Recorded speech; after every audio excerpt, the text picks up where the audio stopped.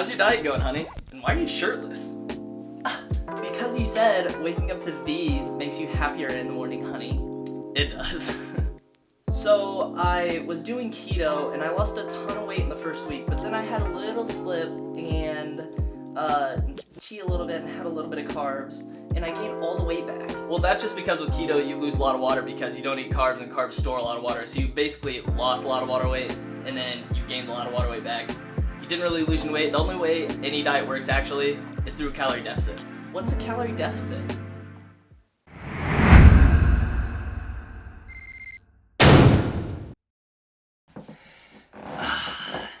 Hey, what's going on, people? So today we are going to do a quick little calculation of a calorie deficit because I've gotten literally a million questions on how to put yourself in a calorie deficit, and it's really hard to just tell you over a little 30-word text box.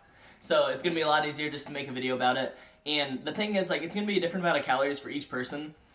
So when you ask me how many calories am I supposed to eat, it's like asking me to guess how much you weigh. I might be able to ballpark it, but it's 100% not going to be accurate. So I'm going to take you guys step by step through how to put yourself in a calorie deficit. Before I do so, I need you to keep 3 things in mind. One is that it's going to take time. This is not going to be something that you can do just calculating a formula, because anybody that says you can calculate it in a formula is absolutely wrong. You cannot do that. I'm going to show you an accurate way to do it, and it's going to take a little while. So just remember that. And it's going to take some dedication. It's going to take some consistency. So keep that in mind. Number 2, I need you to be honest with yourself. Be honest with yourself. You have to track your food day in and day out. You can't skip on the weekends. That's going to skew the data. A lot of people that I train, and the reason I'm saying this is because a lot of people that I train leave out drinks or something, for instance. If you go out for drinks on the weekend, they're like, oh, why would I put that in? You put it in because it shows the data. Then I can help you with it's okay if you binge. I binge sometimes. I eat under my calorie limit sometimes. Just make sure you are tracking accurately, as accurately as possible. Third, weigh yourself at the same time each morning. Well, it doesn't necessarily have to be the same time. Just wake up and weigh yourself. Wake up, go pee, weigh yourself, make your routine. And fourth thing, you're gonna need to download MyFitnessPal. It's absolutely free, obviously, and I'm gonna show you guys a little bit about how to work with that. So let's get started now. I want to do it along with you really quick. So first, I'm gonna go through the steps of how to do it, and then I think I'm going to do just a small little example that'll help you guys out. So stay tuned for that. The first thing you're gonna do is pull up Google, type in TDEE calculator, total daily energy expenditure calculator. It's gonna have you type in your age, your gender, your weight, your height, activity level. It says sedentary, light, moderate, heavy. So sedentary, obviously, if you don't work out or do anything. Light, I would say if you work out 3 times a week. Moderate, maybe you do cardio and workout. And heavy exercise or athlete, I would say that's only if you are working a job that's very active, or you are super, super active throughout the day, as well as lifting 5 to 6 days a week. And then your body fat percentage, it says to put that in too. That's optional. If you know yours, or you know around what you're at, ballpark it. This is gonna give you a rough estimate of your maintenance calories. It's 100% not gonna be right, but it's something to start with. Next thing we're gonna do is go over to trusty dusty MyFitnessPal. The first thing I want you to do is go to your progress tab and go up to the plus in the right hand corner and type in your weight. That's going to be your starting weight for the day. Next, I want you to go to nutrition, calories, calorie goal, and I want you to type in the number that you calculated on the TDE calculator. Ignore anything that MyFitnessPal gives you calorie-wise, because they don't know what they're talking about. That's not going to help you out. So you type that in. You don't really need to worry about your carbs, fats, and proteins. Make sure if you are working out and you are trying to gain lean muscle, try and get at least 1 gram of protein per pound of body weight. Your carbs and fats, just kind of let them fall wherever they might with the rest of your food intake. I recommend 3 to 6 meals a day, or of 20 to 40 grams of protein. So once you have that, you are going to start tracking your food, and tracking your food is super easy with MyFitnessPal. You literally can click add food and scan the barcode if you want to, and it'll put it right in there for you.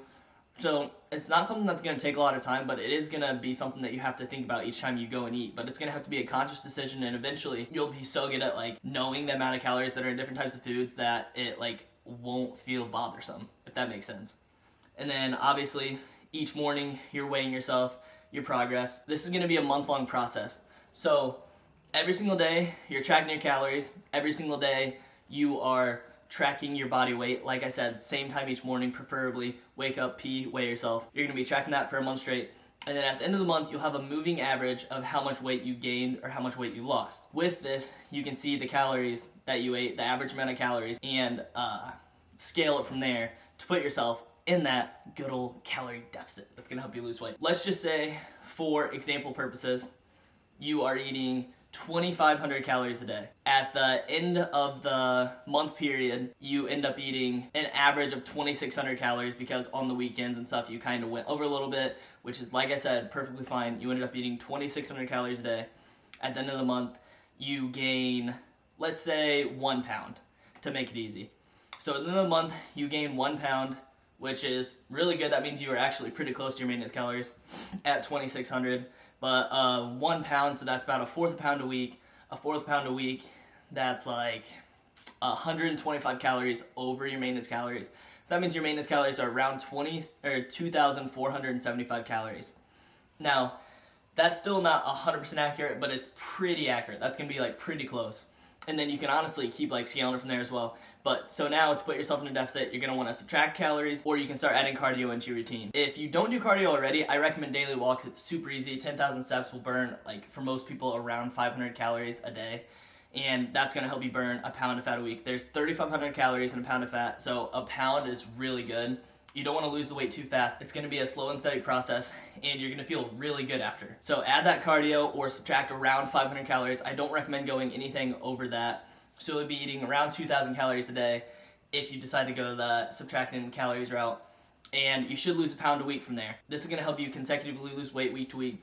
And I highly recommend to continue tracking, like even your body weight and everything, because you can see from week to week the changes that you're making in your body. Another thing I do want to know is do not be nervous of sudden spikes in your weight, because carbs, like I said at the beginning of the video, they do hold a lot of water. So if you eat a lot of salt or carbs in a day, the next morning you may weigh a lot more, but that's perfectly fine. That's 100% normal. Like sometimes my weight will scale from like anywhere from like 5 to 10 pounds. It's like actually kind of crazy. That was a pretty short video, boys, but I really hope it helped, because a lot of you asked this question. Like I honestly probably couldn't even tell you how many people have asked this question, and it's very hard to answer.